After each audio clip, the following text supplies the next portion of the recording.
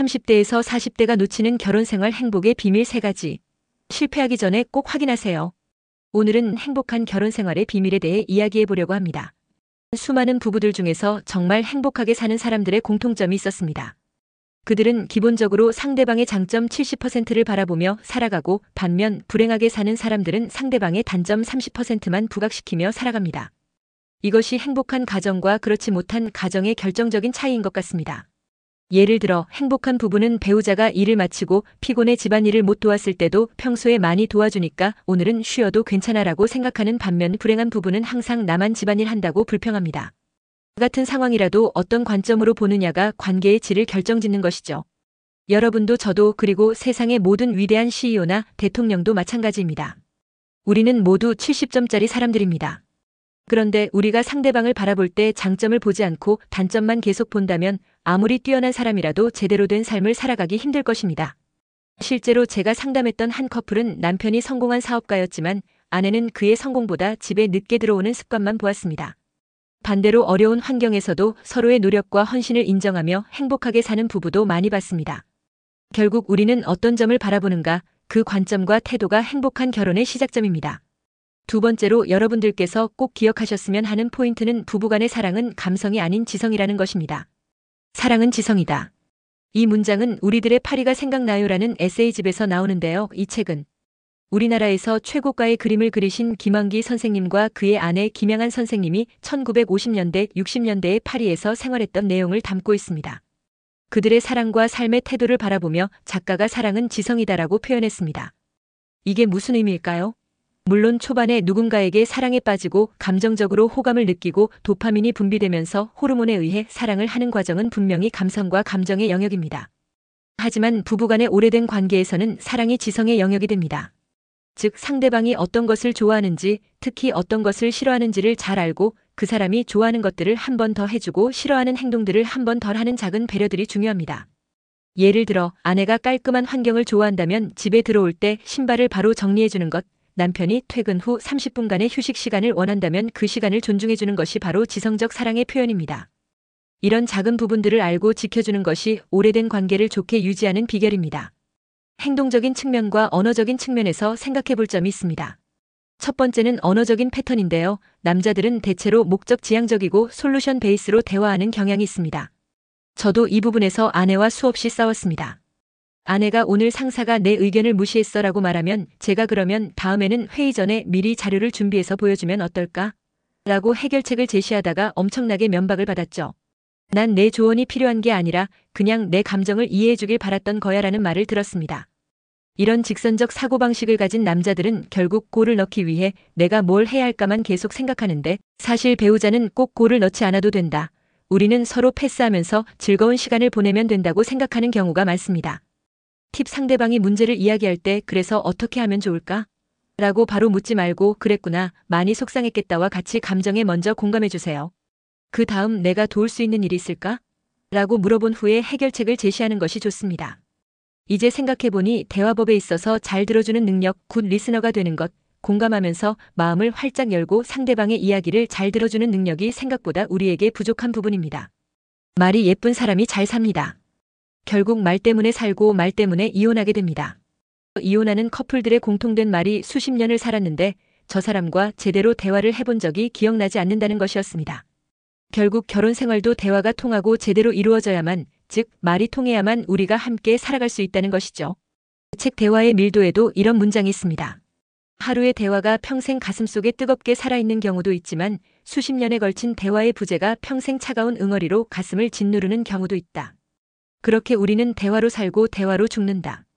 좋은 대화는 잊을 수 없고 나쁜 대화는 견딜 수 없다.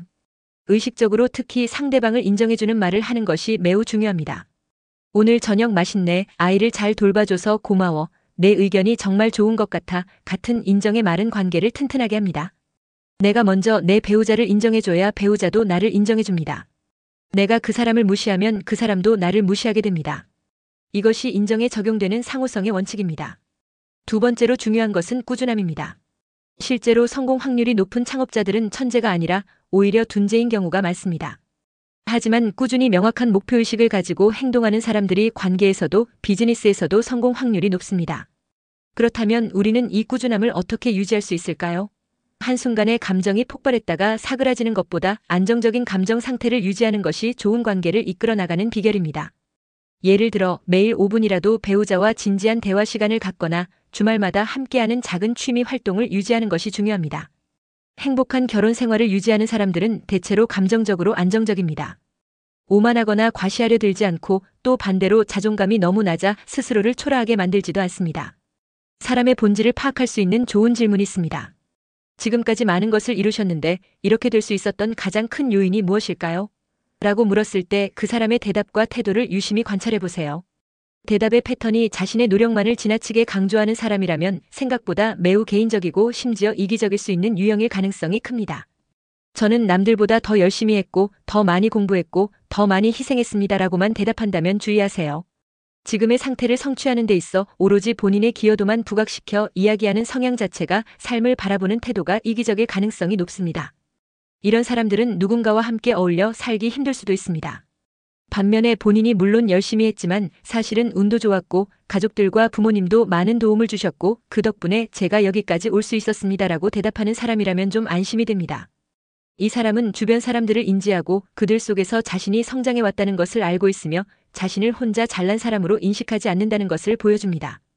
이런 사람은 결혼 생활에서도 배우자의 기여를 인정하고 감사할 줄 아는 사람일 가능성이 높습니다.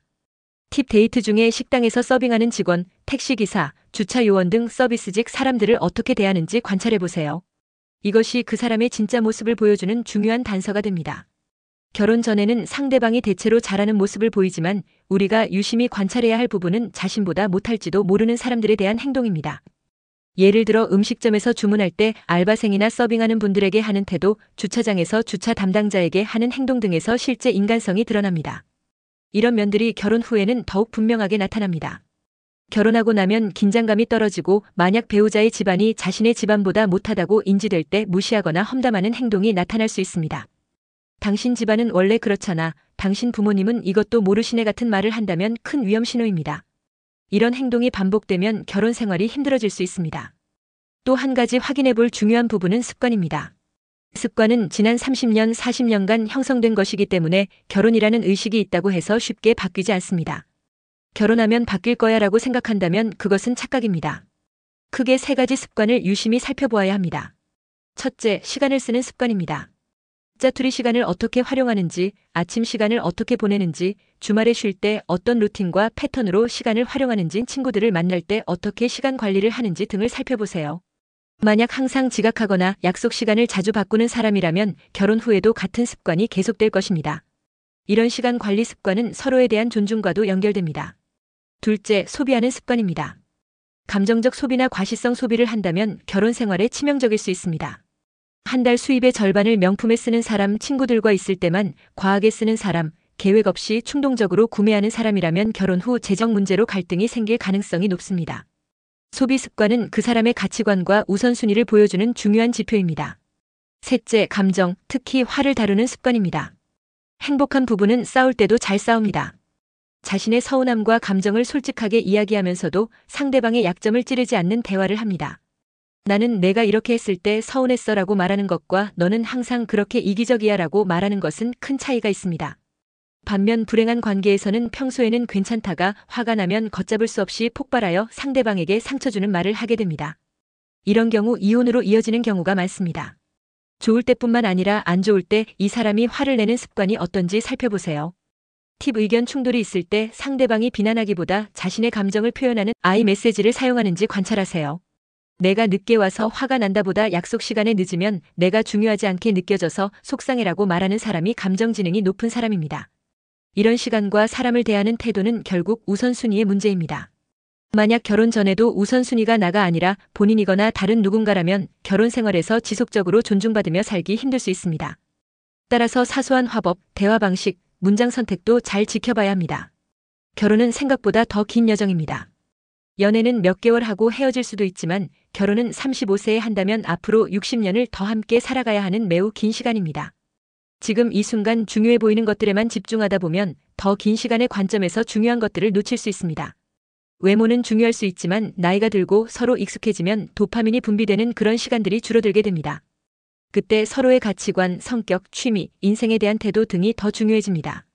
예를 들어 외모가 출중하지만 대화가 통하지 않는 사람과 10년, 20년을 함께 산다고 생각해 보세요.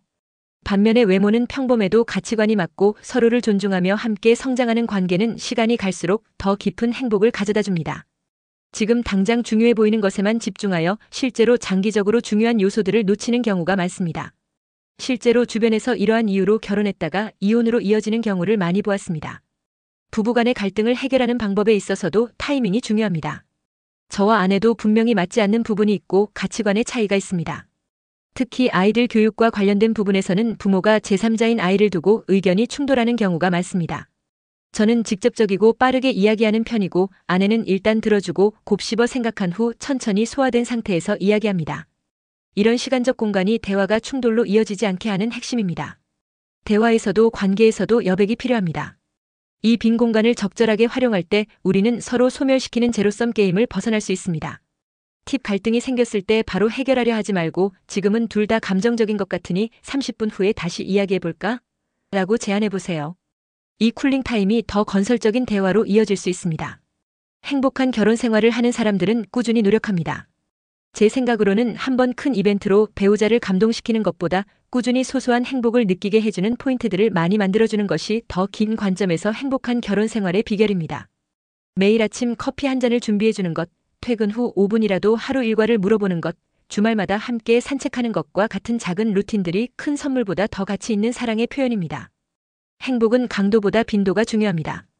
사랑은 지성이니 상대방이 어떤 부분을 좋아하고 어떤 부분을 싫어하는지 평소에 더 인지하고 신경 쓰는 것이 중요합니다.